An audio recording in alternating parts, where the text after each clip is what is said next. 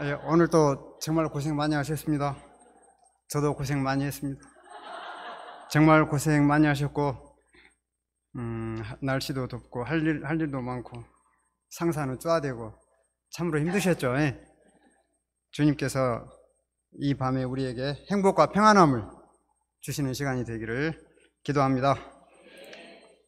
기도하겠습니다. 하나님 아버지, 오늘 저희들 이 밤에 불러주시고, 하나님의 말씀 듣고 기도하게 하여 주심을 감사합니다. 저희들에게 겸손한 마음을 주시고 주님의 한 말씀 받고 은혜 받게 하여 주시옵기를 기도합니다. 이 시간 감사하고 예수 그리스도 이름으로 기도합니다. 아멘. 혹시 개미 똥구멍 핥아 보셨어요?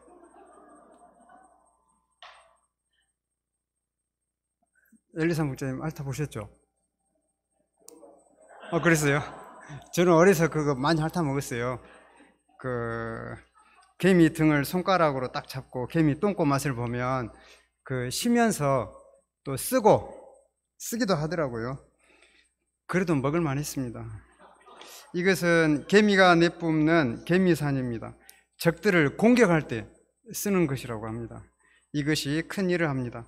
아마존에는 한 섬뜩한 지역이 있습니다. 오로지 한 종류의 히수타라고 그래요. 히수타 나무만이 살고 있다고 합니다. 이 나무 외에는 거기에 다른 나무는 없습니다. 주민들은 이곳에 악령이 깃들어서 그 나무 외에는 살지 못하게 한다고 믿고 있습니다. 그런데 다른 한 과학자가 정말 그럴까 한번 가설을 세워서 했습니다. 한 과학자 프레드릭손 스탠포드 대학교 사람이라고 그러더라고요. 이 사람은 왜 그럴까 의문을 품고 한 가설을 세워 도전했습니다. 이 사람은 그 나무에 살고 있는 개미가 그 나무만 자라게 할 수 있다고 추측했습니다. 실험했습니다. 히수타 나무가 살고 있는 지역에 다른 종류의 나무를 두 군데로 딱 나눠서 심었습니다. 한쪽은 개미가 자유롭게 다니도록 하고 다른 한쪽은 개미가 다니지 못하도록 접근을 차단했습니다. 그러자 놀랍게도 개미의 출입이 가능한 그곳의 나무는 죽었습니다. 개미의 출입이 차단된 곳, 그곳에서는 나무가 잘 살았습니다. 원인이 무엇일까요? 개미는 자기들에게 거주지를 제공하는 히수타 나무를 보호하고자 새롭게 침입하는 나무에 개미산을 분비해서 없애버렸습니다.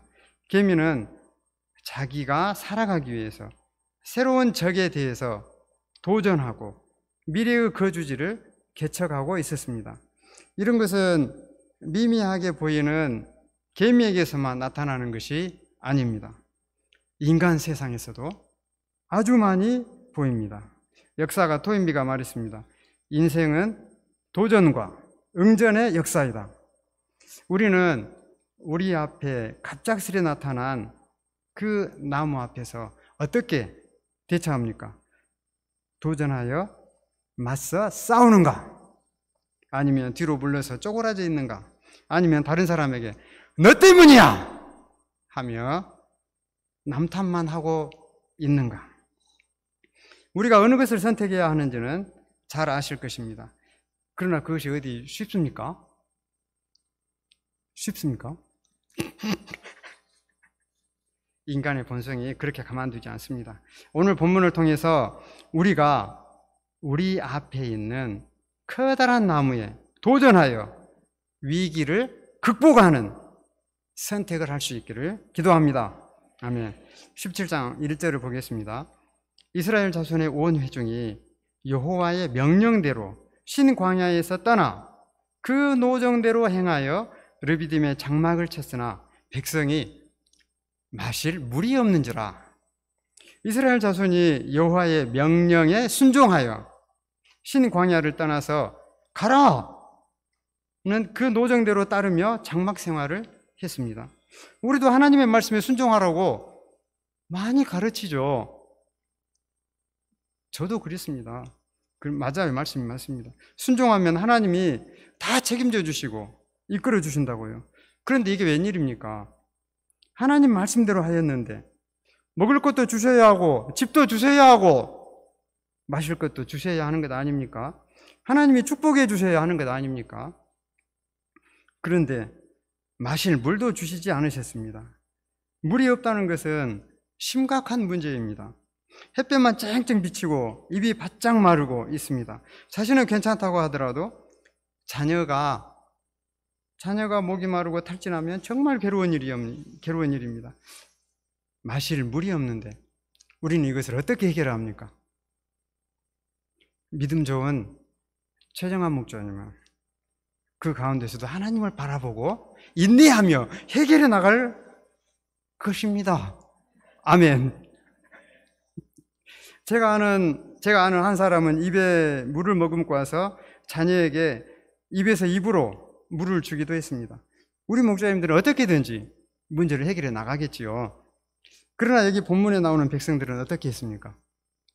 2절 말씀, 백성이 모세와 다투어 이르되, 백성이 모세와 싸웠습니다.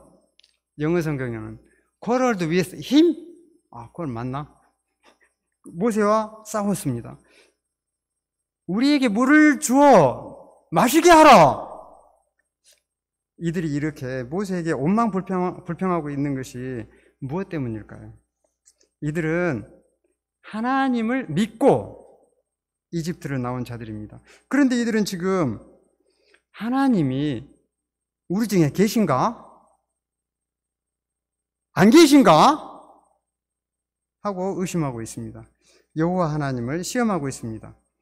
우리를 또 힘이 들고 어려울 때 하나님이 계시기는 한 것이요? 함이 의심할 수 있습니다. 그리고 사람을 탓합니다. 3절 말씀, 거기서 백성이 목이 말라 물을 찾으매 그들이 모세에게 대하여 원망하여 이르되, 당신이 어찌하여 우리를 애굽에서 인도해 내어서 우리와 우리 자녀와 우리 가축이 목말라 죽게 하느냐? 그러면서 열심히 그냥 돌팔매질을 해댑니다. 이때 모세는 아주 힘들었을 것 같습니다. 그냥 성질대로 가가지고 지팡이로 휘두르며 그냥 소리 지를 수도 있을 것 같습니다. 소리 질러야 할 것 같습니다. 젊어서 모세는 화를 참지 않았습니다. 동족을 괴롭히는 한 애굽 사람에게 폭력을 휘둘러 분풀이했습니다. 사람은 어딘가에는 분풀이를 해야 되는가 봅니다. 그래야 직성이 풀립니다. 가만히 화를 가지고 있으면 안 됩니다.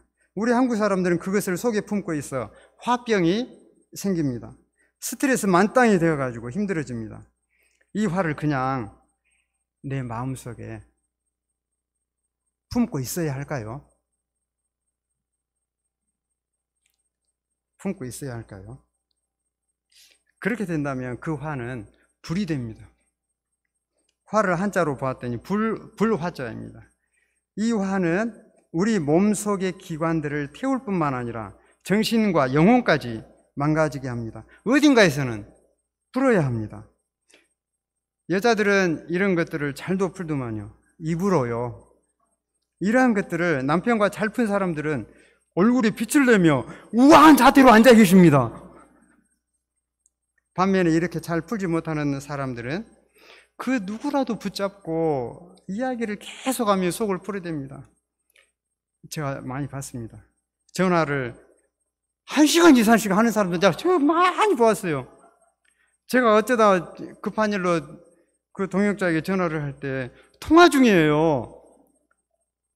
한 번은 이제 또 동역자가 오늘은 너무 힘드니 다음에 전화하게 말해도 전화기를 끊지 않고 계속 이야기해야 되는 사람도 있었습니다. 그렇게라도 풀어야 합니다. 푸는 사람은 속 시원해도 또 듣는 사람은 피곤할 수도 있습니다. 반대로 남자들은 이것을 풀지 못하고 속으로 끙끙 앓을 때가 많습니다. 말씀에서는 예수님이 나의 모든 죄를 위해 피 흘려 돌아가시기까지 하시며 사랑하고 용서하라고 했는데 저는 되지 않았습니다. 저는 성자가 아닌데 용서하고 살라니 참으로 어려운 일이었습니다. 속만 끓고 있을 뿐이지 범인인 저로서는 될 리가 만무하죠. 안 되었습니다. 아무리 기도해도 되지 않고 새벽 기도 내내 찬송해도 되지 않았습니다.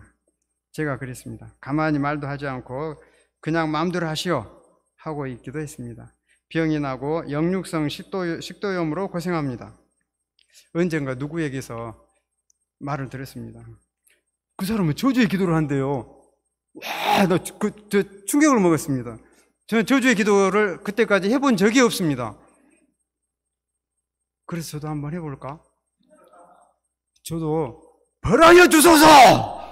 하고 저주의 기도를 했습니다. 그랬더니 속이 그렇게 시원할 수가 없더라고요. 그 이후에 용서가 되고 평안도 찾아왔습니다. 어쨌든 문제 앞에서 도망치려다가 다시 주님께 들고 나와 기도하니 하나님이 해결해 주셨습니다. 모세도 남자하고 똑같은 사람입니다. 모세는 이런 힘든 상황을 어떻게 풀었습니까? 이들을 변화시키려고 노력했습니까? 이스라엘 백성들을 막 원망하는 그 사람들을 변화시키면 참으로 좋을 것 같아요. 그런데 사람은 알잖아요. 거기에 끄덕이네요. 변하지 않습니다. 제가 너무 극단적으로 해서 미안해요. 사람은 안 변합니다. 기본적으로 이기적입니다. 사람은 로또입니다. 서로가 안 맞습니다. 이러한 사람들은 상대방에게 고통을 줍니다. 가정도 유지하지 못합니다. 저는 보았습니다. 부모가 돌아가신 후에는 장례 바로 직후에 큰 소리 지르며 형제들과 싸웁니다. 이 백성들요, 변하지 않았어요. 출애굽하고 나서도 여러 군데에서 당신이 어찌하여 우리를 애굽에서 인도해 내어서 우리와 우리 자녀와 우리 가축이 목말라 죽게 하느냐 하며 대듭니다. 이것이 이번 한 번뿐입니까? 여러 차례 계속됐잖아요. 변화하지 않았습니다.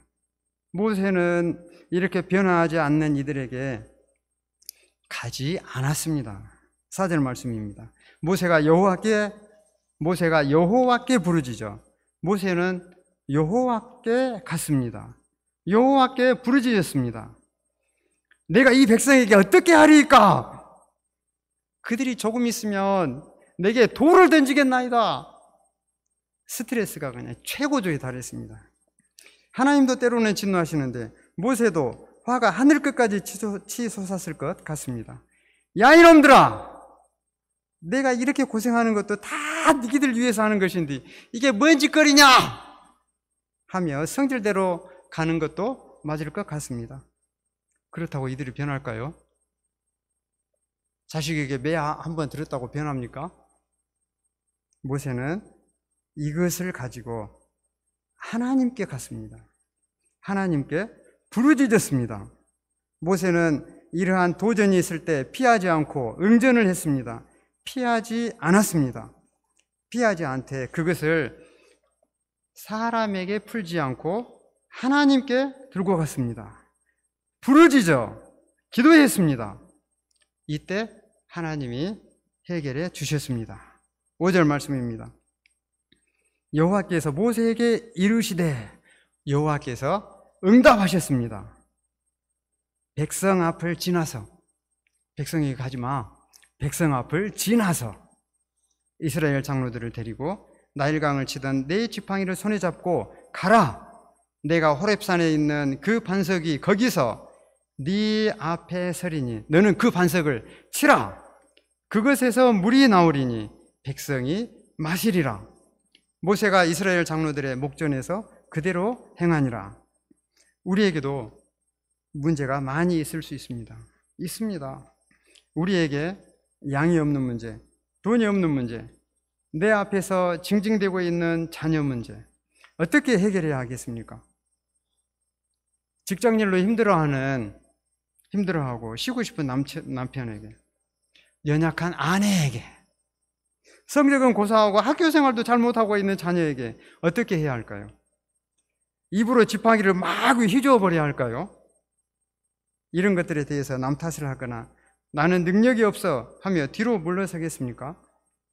뒤로 물러서면 우울해지고 잘못하면 화병이 생깁니다. 문제 앞에서 뒤로 물러서면 안 됩니다. 우리는 뒤로 물러가 멸망할 자가 아닙니다. 오직 영혼을 구원함에 이르는 우리는 믿음을 가진 자들입니다. 우리는 내 앞에 있는 문제 앞에 믿음으로 도전해야 합니다.